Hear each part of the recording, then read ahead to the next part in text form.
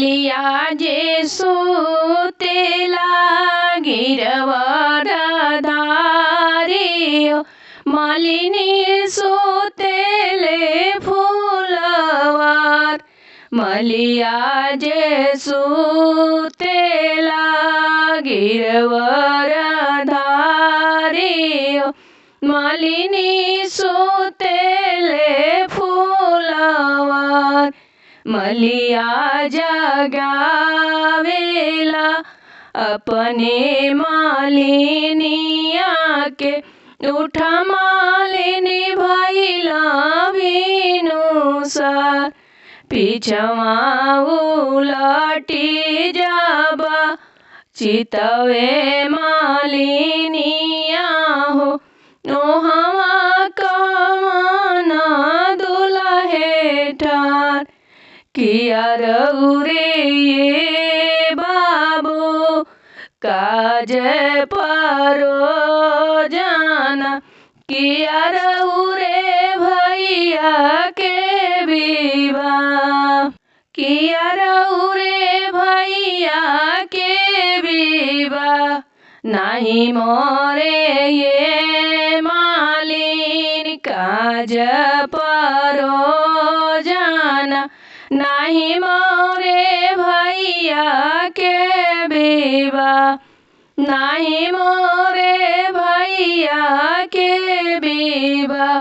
हमारी लगनी आई मालिनी असय गुताइली हुकुमी माऊर गाछ दे हुकुमी माऊर गाछ दे आरी आरी उरैहा मालिन इरई से चिराई हो बिचवा उरैहा सुगा ठोर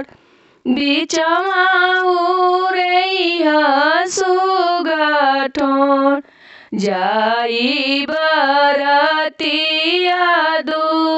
वरवा पे उतारेल देखा आए सब लोग देखा आए सब लोग सबके उनी रे खेला बरे बरियातिया सासुनी रेखा सुगा ठोर सासुनी रेखा सुगा ठोर किया मोरे बाबू मलिया के जाना माला किया माला होरिया रउरो बाप किया माला होरिया रउरो बाप नहीं मोरे ये सासू मलिया के जाना माला नहीं माला होरिया हमारो बाप नहीं माला होरिया हमारो बाप हमारो पिता दशा